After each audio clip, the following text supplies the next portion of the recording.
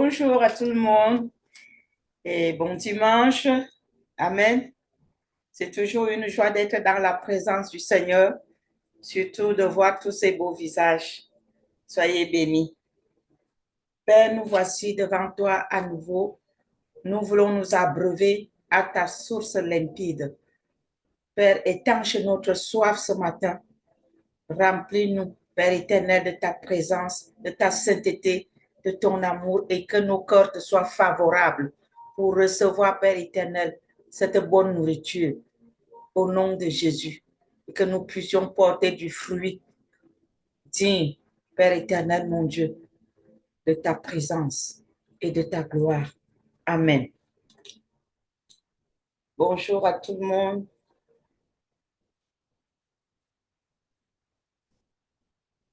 Soyez bénis au nom de Jésus. Amen.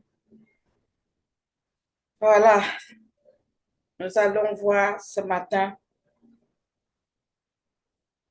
certains éléments de la consécration que le Seigneur nous recommande. Quand on parle souvent de la consécration, c'est un gros mot, c'est un mot qui englobe beaucoup de choses. Mais si on veut rentrer dans les détails, ça revient à la vie chrétienne dont le Seigneur attend de nous, son Église. Il attend qu'on manifeste, qu'on pratique ces principes qu'il nous a recommandés. Ce n'est pas parce que l'Église est ce qu'elle est aujourd'hui que cela veut dire que Dieu ne l'aime pas. Dieu nous aime toujours. Il nous aime, mais il veut qu'on soit transformé. Amen. Voilà pourquoi il nous demande de mener une vie de consécration, de nous consacrer à lui chaque jour. Oui. Des fois, les gens ils disent, mais consécration, consécration. Tout le monde dit, je suis consacré. Tu regardes la vie de la personne qui te dit qu'elle est consacrée. Tu tournes seulement les talons pour ne pas pécher avec ta langue. Il y a des choses que nous devons respecter, des principes bibliques que nous devons respecter. Et si nous ne les respectons pas, ce n'est pas pour autant que Dieu veut notre mort, mais il faut tout simplement qu'on se repente, qu'on se détourne de nos mauvaises voies et qu'on revienne sur le droit chemin. Voilà, nous allons voir quelque chose dans Amos, le livre de Amos, Amos chapitre 9, du verset 14 au verset 15, et je vais lire au nom de Jésus. La parole de Dieu nous dit, « Je ramènerai les captifs de mon peuple d'Israël. Ils rebâtiront les villes dévastées et les habiteront. Ils planteront des vignes et en boiront le vin. Ils établiront des jardins et en mangeront les fruits. Je les planterai dans leur pays et ils ne seront plus arrachés du pays que je leur ai donné, dit l'Éternel, ton Dieu. » Ça, c'est la promesse qu'il donne. Et il donne cette promesse de ramener son peuple à lui si son peuple l'écoute. Pourquoi? Parce que son peuple n'est pas encore en mesure, son Église. Nous sommes Israël par alliance. Donc, son Église n'est pas encore à ce niveau-là. Mais c'est ça la promesse qu'il nous donne. Pourquoi? Parce que nous marchons encore contre sa volonté. Nous n'obéissons pas encore à ses instructions. Mais il y a une promesse qui nous attend au bout. Cette promesse-là nécessite un petit effort pour l'atteindre. Ça nécessite qu'on soit consacré au Seigneur. Ça nécessite qu'on abandonne nos mauvaises voies. Ça nécessite qu'on fasse la circoncision de nos cœurs. Qu'on abandonne certaines choses qui attristent le Saint-Esprit. Si nous revenons au verset 7, toujours dans Amos 9, je vais lire à partir du verset 7. La parole de Dieu dit, « N'êtes-vous pas pour moi comme les enfants des Éthiopiens, enfants d'Israël, dit l'Éternel. N'ai-je pas fait sortir Israël du pays d'Égypte? Souvenez-vous, nous étions tous dans le monde, nous qui sommes appelés chrétiens aujourd'hui. Le Seigneur est venu nous tirer du monde pour nous amener dans sa maison. Il dit, comme les Philistins de Caphtor et les Syriens de Kir, voici le Seigneur l'Éternel a les yeux sur le royaume coupable. On ne dit pas qu'il ne regarde pas, il voit tout ça. Je le détruirai de dessus la face de la terre. Toutefois, je ne détruirai pas entièrement la maison de Jacob, dit l'Éternel. Dieu va détruire ce qui bafoue sa grâce, son sacrifice à la croix. Mais il ne va pas tout détruire parce que parmi eux, parmi nous, il y en a qui luttent avec le péché, qui n'acceptent pas le péché, qui ne justifient pas le péché, mais qui sont dedans, mais en train de crier à Dieu en disant, Seigneur, ma langue là, s'il te plaît, viens la couper, viens la sanctifier. Mais chaque matin, tu cries à Dieu. Mais le soir, tu te retrouves encore que tu as péché et tu dis, ah, encore, Seigneur, viens. Mais il y a d'autres, au lieu de se repentir, au lieu de demander le secours au Saint-Esprit, au lieu de reconnaître même qu'ils ont une mauvaise langue, mais ils justifient leur langue. Mais ils te condamnent même encore. Mais ils te jettent même encore la faute. Il te dit que toi, tu te dis chrétien. Pourquoi tu ne pardonnes pas? Pourquoi ça dit, il justifie sa méchanceté en t'accusant. Mais cela, le Seigneur dit, voici le Seigneur l'Éternel a les yeux sur le royaume coupable. Il les voit.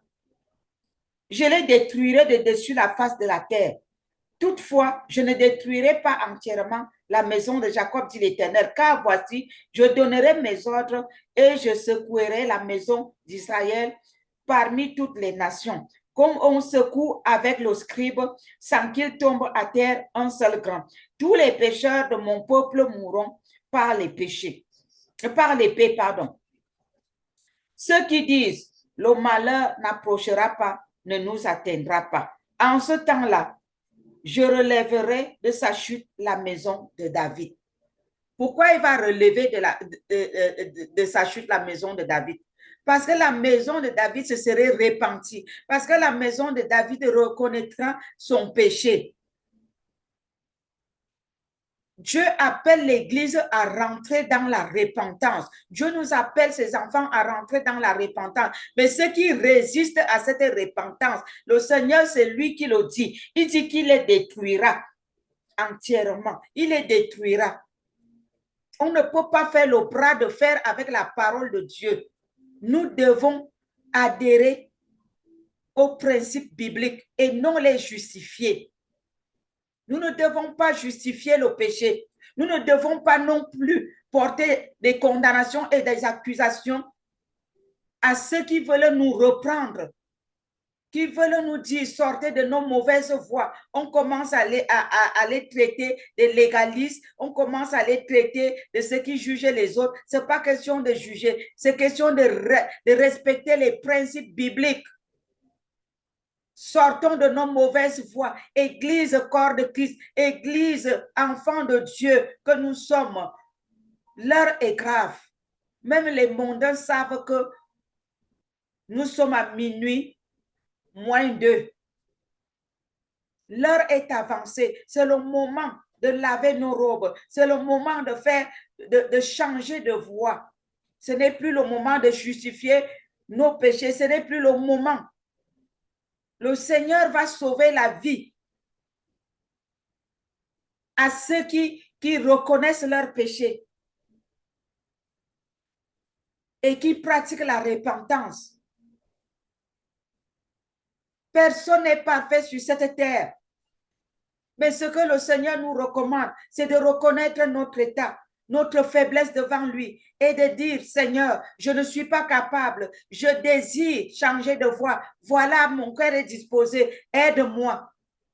Dieu n'a pas dit que l'Église, elle est parfaite. C'est Jésus qui viendra nous donner le corps incorruptible pour être parfaits. Mais cependant, nous ne devons pas faire ami avec le péché et justifier et lancer les pierres à ceux qui nous interpellent.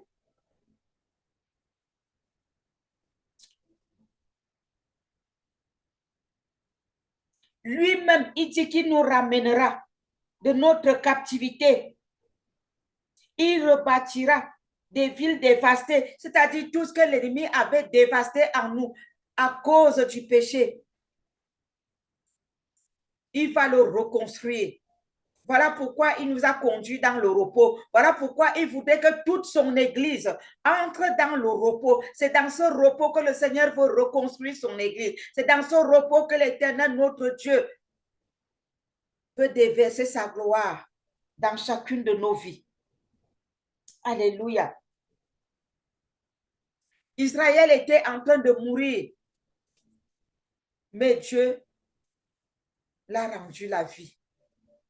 Israël était en esclavage en Égypte, mais c'est le Seigneur qui allait le délivrer.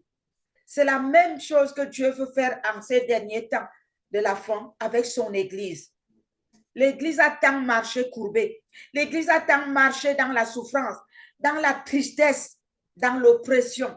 Mais le Seigneur a choisi, comme Israël, il avait choisi de fendre la mer en deux pour faire traverser son peuple. Le Seigneur a choisi maintenant de fendre la mer devant son Église, son peuple, pour nous faire traverser. Le Seigneur nous amène dans un profond repos. Et dans ce repos, les épreuves seront là, mais nous ne serons plus dans la tristesse, nous ne serons plus dans les angoisses, nous ne serons plus dans l'oppression. Dieu veut rendre la joie à son Église. Il veut rendre l'allégresse à son Église. Il veut réjouir nos cœurs. On dit qu'un cœur joyeux est un remède. Quand le cœur n'est pas joyeux, ça entraîne des maladies. La tristesse n'est pas bien. L'Église marche courbée. L'Église marche dans la tristesse et le Seigneur veut relever son peuple. Il nous amène dans un profond repos. Dans ce repos, nous allons expérimenter sa gloire. Alléluia. Dieu veut que l'Église profite de son héritage. Mais pour cela, nous devons faire le premier pas. Nous devons revenir à lui. Nous devons nous détourner de nos mauvaises voies. Dieu veut restaurer son peuple.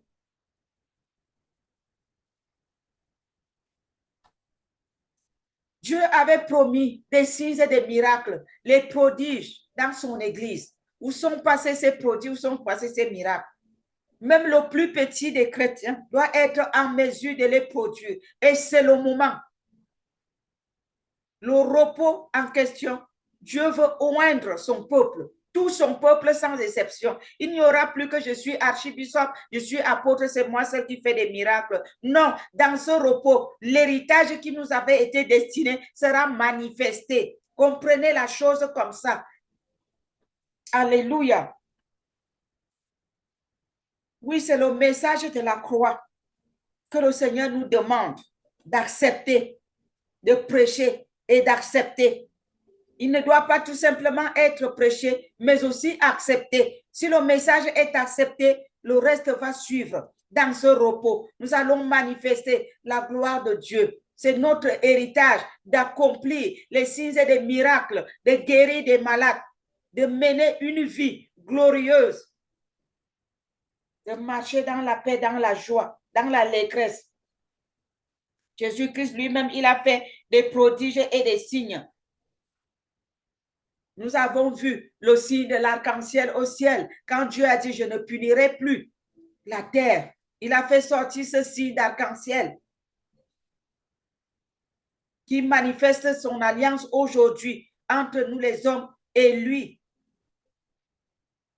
Nous sommes la prolongation du bras de Jésus-Christ. Les signes et les prodiges doivent nous accompagner. Alléluia. Ayons de l'amour pour Dieu. Il va manifester des grandes choses et des choses que le monde a besoin de voir pour croire en lui. Aujourd'hui, l'onction a disparu dans certaines églises, certains ministères, pas parce que les hommes de Dieu ne sont pas loin, mais parce que dans notre consécration, nous voyons tout simplement, ah, je ne fornique pas, je ne vole pas, je ne mens pas. Non, la sanctification, c'est aussi l'état de notre cœur que nous devons circoncire. Alléluia. Le manque de respect, la familiarité avec Dieu, c'est pas du tout bien. Nous ne devons pas nous familiariser avec Dieu, ni avec nos leaders, nos pasteurs, nos parents ou nos pères ou mères spirituels. Nous ne devons pas nous familiariser avec l'autorité. Ça bloque et ça empêche à l'onction de couler. Si nous nous familiarisons avec Dieu, nous n'allons pas entendre sa voix. Il ne va pas manifester sa puissance à travers nous. Dieu n'est pas une simple personne. Il n'est pas notre petit copain, notre ami. Je prends cet aspect aujourd'hui parce que le Seigneur m'a mis à cœur d'en parler. Il m'a dit la sanctification, la consécration, ce n'est pas seulement comme je ne vole pas, je ne triche pas, je ne mens pas, je ne fornique pas, alors je suis consacré. Non. Il dit, vous devez circoncire vos cœurs et vous devez avoir de la révérence envers l'autorité, envers moi, votre Père, moi-même. Donc, respectons Dieu, respectons l'autorité établie, respectons nos parents biologiques, nos parents spirituels, respectons nos leaders. Il faut éviter de se familiariser avec l'autorité. Ça bloque l'onction, ça bloque les bénédictions, ça nous empêche de recevoir ce que Dieu donne. Dieu aime la révérence, il aime le respect, il aime l'obéissance. La familiarité, ce n'est pas une bonne chose. Donc, dans notre consécration, nous devons veiller à cela. Il y a des petites choses. Quand on croit tout connaître, on croit tout surmonter, mais il y a des petits détails et je bénis l'Éternel parce qu'il n'y a que lui pour venir nous révéler de telles choses. Il n'y a que lui. Parce que si on se familiarise avec Dieu, on ne peut pas recevoir ses instructions. Jamais. Nous devons connaître les temps dans lesquels nous vivons.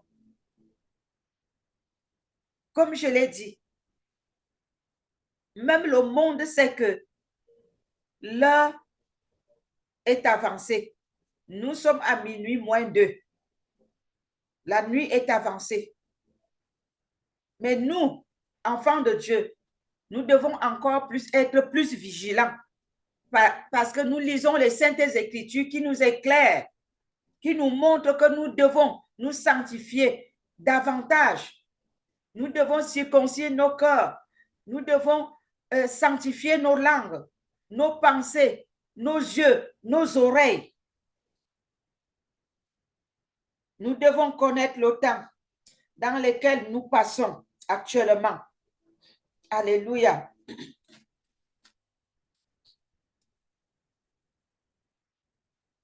Nous ne devons pas être aveugles. Si nous ne comprenons pas la chose, nous allons demander que Dieu mette son collier dans nos yeux pour que nos yeux s'ouvrent. Nous allons dans le livre de Éphésiens chapitre 4.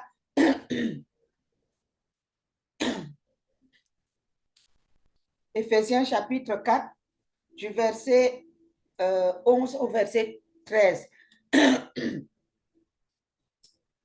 Éphésiens chapitre 4, verset 11 à 13. Je vais d'abord lire le verset 7 qui dit, « Mais à chacun de nous, la grâce a été donnée selon la mesure du don de Christ. » Et au verset 11 et 13, il est écrit, « Et il a donné les uns comme apôtres, les autres comme prophètes, les autres comme évangélistes, les autres comme pasteurs et docteurs, pour le perfectionnement des saints, en vue de l'œuvre du ministère et de l'édification du corps de Christ, jusqu'à ce que nous soyons tous parvenus à l'unité de la foi et de la connaissance du Fils de Dieu, à l'état d'homme parfait, à la mesure de la stature parfaite de Christ. » Je m'arrête là. Nous sommes comme les doigts de la main. Chaque doigt a son rôle qu'il joue. Tu ne peux pas demander au pouce de venir jouer le rôle du petit doigt, ni de venir jouer le rôle du plus long doigt. Non, nous ne devons pas dire ça. Si le pouce joue son rôle, l'index doit jouer aussi son rôle. Chacun a son appel, chacun a sa direction. Mais aujourd'hui, le mépris est rentré dans l'église de Jésus. Si l'index ne joue pas le rôle du pouce, on commence à se moquer. Mais ce n'est pas les mêmes rôles. Un autre a le don de guérison, mais l'autre a le don d'enseigner. L'autre a le don de faire les miracles. L'autre a le don de prophétie. Amen. Chacun a son rôle, chacun a son appel, chacun a son don. Respectons les dons des uns des autres. On ne les copie pas, on ne les triche pas et on ne compare pas. Ce n'est pas la compétition. Le Seigneur dit, il ne veut plus qu'il y ait des compétitions parmi nous, ses enfants. Il ne veut plus qu'il y ait des comparaisons. C'est lui qui donne, c'est lui qui appelle. L'un, il a donné ceci, l'autre, il a donné cela. Nos langues, sanctifions nos langues. Arrêtons les critiques. Cessons de calomnier avec nos langues. Respectons-nous les uns les autres. Ensemble, nous constituons un corps. Ensemble, nous allons bâtir l'église. Nous sommes des pièces de puzzle et nous avons une plateforme qu'on appelle Église de Christ à bâtir. Chaque pièce de puzzle est utile et important à sa place. Une seule pièce ne peut pas combler le trou des autres. Sanctifions nos langues. Changeons de langage. Arrêtons de critiquer et de calomnier. Dieu veut que nos langues lui soient consacrées, que nous soyons sanctifiés. Répandons-nous, Église. Travaillons dans l'unité, dans l'harmonie. Un autre est appelé pour aller évangéliser. C'est son appel. Dieu ne l'a pas appelé pour bâtir une église. L'autre est appelé pour aller à la mission. C'est son appel. Dieu ne l'a pas appelé pour bâtir l'église. L'autre est appelé à prêcher entre les quatre murs. Dieu ne l'a pas appelé pour la mission. C'est son appel. Respectons-nous et respectons les appels des autres. Sanctifions nos langues, sanctifions nos cœurs, sanctifions nos pensées. Le Seigneur est fâché contre ce qui se passe dans son église. Il voudrait que son église soit unie. Que le missionnaire respecte l'évangéliste, que l'évangéliste respecte le pasteur de l'église, que le pasteur de l'église respecte l'enseignant, que l'enseignant respecte le missionnaire, que le missionnaire respecte le docteur. Et que les chrétiens ne fassent plus de comparaison parmi les hommes de Dieu. Tel homme est puissant, c'est le prophète qui est puissant, et c'est l'évangéliste qui est puissant. Cessez, coupez vos langues. Le Seigneur est fâché. répandez-vous. Le Seigneur ne veut plus de ça. Il demande que l'Église se répande, que les pasteurs se répandent, que les brebis se répandent, que son peuple se répande, qu'on se répande nous tous et que nous coupons nos langues. Prenons les ciseaux, taillons nos langues en pièces, sanctifions nos langues. Le Seigneur veut que l'Église soit unie. Prions pour l'unité du corps de Christ. Il dit que nous allons bâtir ensemble. Ensemble, l'Église sera forte. Soyons consacrés. Consacrons nos langues, nos cœurs, nos pensées. Revoyons notre système de pensée. Dieu n'aime pas, il ne veut pas la division. Il demande à l'Église de se sanctifier et de se repentir contre l'esprit de division, de querelle, de critiques, de compétition. Le Seigneur dit, je veux que vos cœurs me soient consacrés, que vos langues me soient consacrées. Sortez des divisions. Vous êtes appelés à travailler ensemble et de commun accord pour bâtir mon église, car je reviens bientôt chercher mon église, mon épouse. Sanctifiez-vous, soyez unis.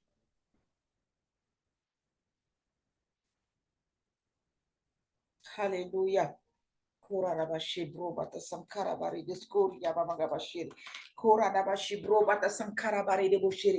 dit les autres sont appelés à détruire dans leur camp, mais moi je vous appelle à bâtir ensemble dans l'unité, à construire mon église dans l'unité. Vous serez forts dans l'unité.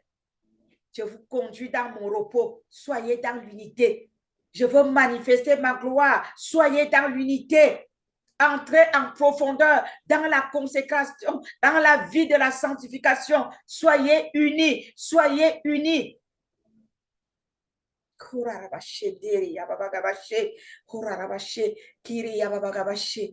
Alléluia. Apocalypse 22. Apocalypse 22.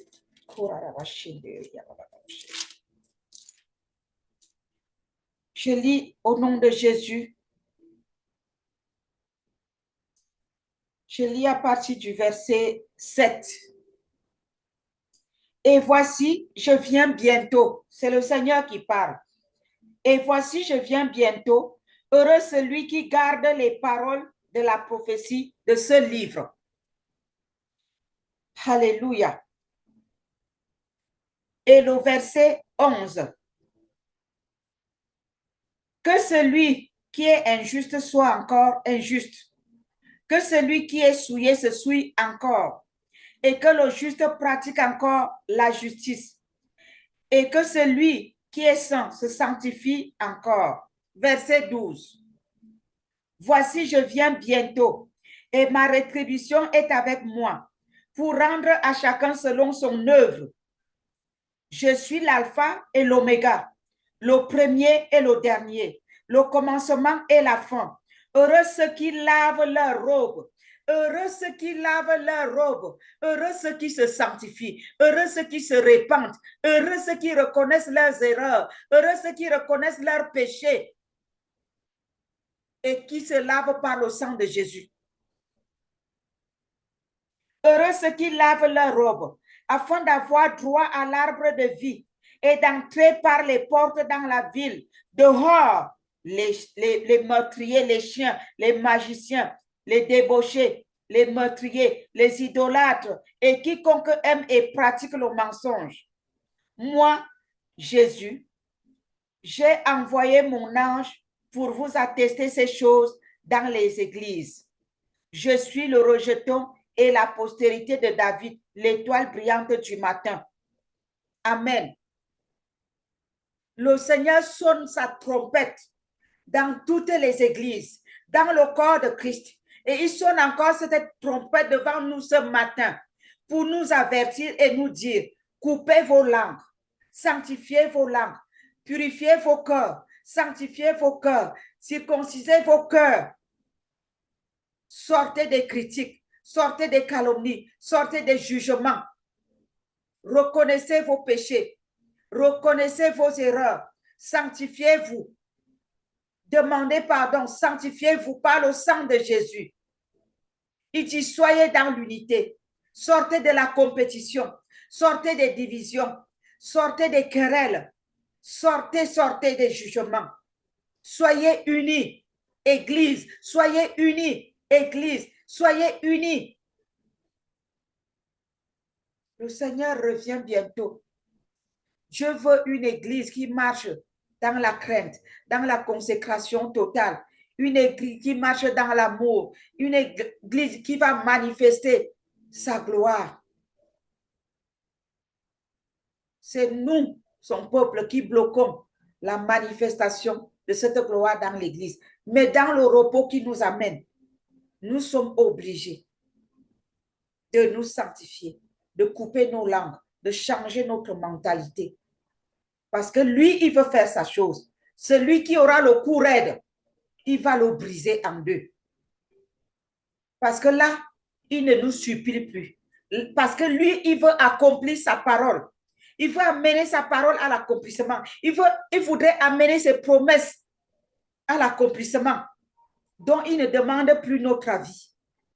Il plonge l'Église dans le repos pour que l'Église se sente soulagée, que l'Église soit dans la joie, dans la paix. Mais cependant, nous n'allons pas profiter de cette paix, de cette joie en marchant contre sa volonté. Celui qui voudra marcher contre sa volonté sera brisé en deux. Il va briser les courrettes. Alléluia. Ce message est tranchant. C'est le message de la croix, mais c'est aussi un message qui communique la vie à l'Église qui est en train de mourir. Le Seigneur redonne vie. Parce qu'Israël, comme nous avions vu dans Amos 9, Israël était en train de mourir. Mais Dieu est venu lui rendre la vie. L'Église est en train de mourir et Dieu veut rendre la vie à son Église. Et pour cela, on ne peut pas faire les omelettes sans casser les œufs. Il va casser l'œuf pour prendre le contenu et faire son omelette. Si tu n'es pas prête à adhérer, tu seras brisé en deux. En bon entendeur, salut. Que ceux qui ont les oreilles entendent ce que la voix de l'Esprit Saint nous dit ce matin. Nous sommes tous dedans, je ne suis pas parfaite, mais moi j'ai compris. J'ai compris que je dois adhérer. Alors faites comme moi. Faisons des efforts, demandons. Il nous a laissé son Saint-Esprit pour nous aider. Et le Saint-Esprit est là. Demandons la force au Saint-Esprit. Demandons-lui de venir nous aider à changer notre mentalité, notre façon de penser, notre système de pensée, de venir renouveler notre système de pensée, de circoncire nos cœurs. Alléluia. Alléluia. Seigneur, nous te donnons gloire. Merci, Seigneur. Alléluia. Oui, tu dis dans ta parole que tu reprends celui que tu aimes. Merci, Père éternel, mon Dieu, mon roi, Papa, pour cette réprimande. Et aide-nous, ton peuple, à t'obéir au nom de Jésus. Aide-nous à marcher dans tes voies et à faire ta volonté. Au nom de Jésus. La repentance, la sanctification. Soyons conscients. Acceptons de nous repentir. Cessons de justifier nos péchés. Cessons de justifier nos caractères, nos comportements. Et cessons d'accuser ceux qui nous reprennent. Lorsqu'on nous reprend, on s'acharne sur la personne, on taxe la personne de tous les maux. Et pourtant, c'est Dieu qui parle à travers son instrument. Dieu ne va pas descendre, il utilise nos frères et sœurs, il utilise ses instruments, il nous parle à travers. Cessons de faire le bras de fer. L'heure est grave. Alléluia. Prêchons la vérité.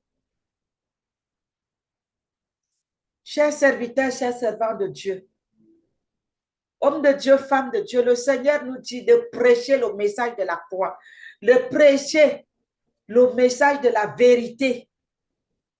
C'est ce message qui purifie, qui sanctifie, qui donne la vie. Prêchons la repentance, prêchons la réconciliation, prêchons la vérité. Ne recherchez plus votre propre intérêt. Si les âmes veulent fuir l'église parce que vous prêchez la vérité, laissez-les partir. C'est leur salut, c'est leur âme. Mais vous, sauvez votre vie, sauvez vos âmes, sauvez votre salut, homme de Dieu, femme de Dieu, sauvez-vous. Faites la volonté de Dieu. Prêchons le message de la vérité, prêchons le message de la sanctification, prêchez la repentance, prêchez contre le péché, amenez le message de la croix au centre de l'église. Voilà ce que le Seigneur dit ce matin. Sauvez vos âmes. Si vous recherchez votre bien-être, vous allez vous compromettre, vous allez prêcher ce que les âmes veulent entendre pour que l'église ne se vide pas. Mais vous allez perdre votre salut. Vous allez perdre votre couronne. Alors choisissez. La Bible dit, celui qui veut sauver sa vie la perdra. Mais si tu perds ta vie pour qui tu la retrouveras. Et il dit, que sert-il à un homme de gagner tout le monde entier s'il perd son salut? À vous de choisir. Mieux vous restez seul et vous prêchez le message de la vérité. Ceux qui veulent écouter seront sauvés. Ils entendront. Que d'avoir une église de 10 000 membres et aucune de ces âmes n'est sauvée. Faisons attention. Le Seigneur Jésus-Christ nous a appelés à prêcher le message de la croix, le message de la Bible qui parle comme le Père nous a enseigné à parler la vérité. Jésus ne nous a pas envoyé prêcher le message social. Il a dit, il est venu pour prêcher la vie et la vie en abondance. Et la vie abondante se trouve où? Dans la parole de Dieu, dans la vérité. Si tu veux avoir la vie abondante, accepte la vérité. Entre dans le message de la croix. Tu auras la vie en abondance. L'évangile social ne sauve pas. C'est l'évangile de la vérité qui sauve.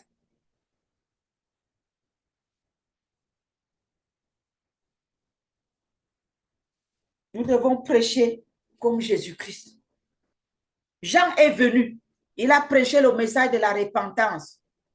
Jésus-Christ, son premier message a été le premier message le message de la repentance. Il revient bientôt. Il nous demande de prêcher le message de la repentance.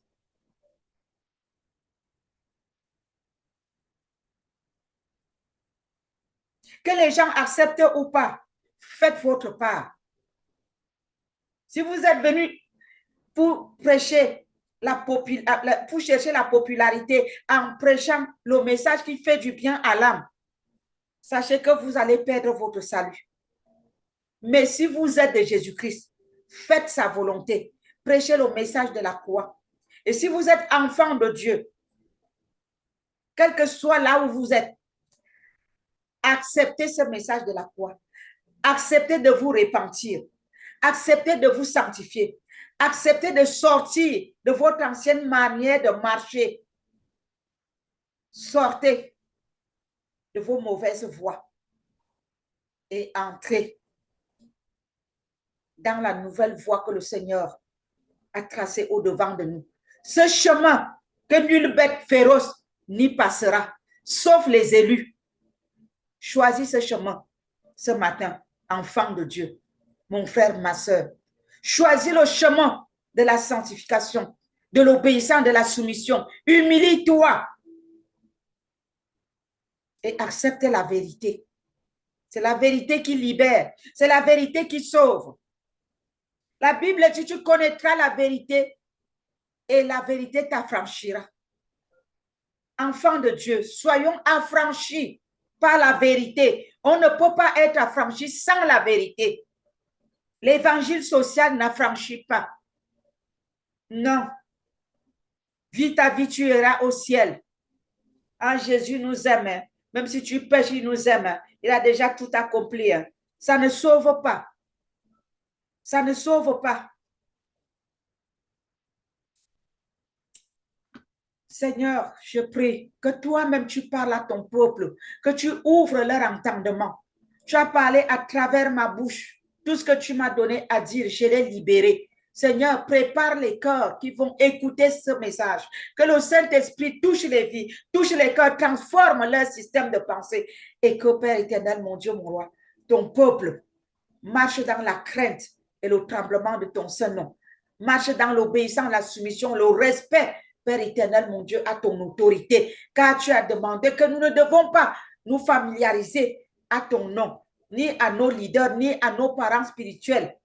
Seigneur, que ce message résonne au fond de tous ceux qui vont l'écouter et qu'ils acceptent la transformation par ton Saint-Esprit dans leur cœur, dans leur système de pensée, pour marcher dans tes voies, afin que, Père, la gloire promise soit manifestée, même par le plus petit chrétien dans ton Église. Au nom de Jésus.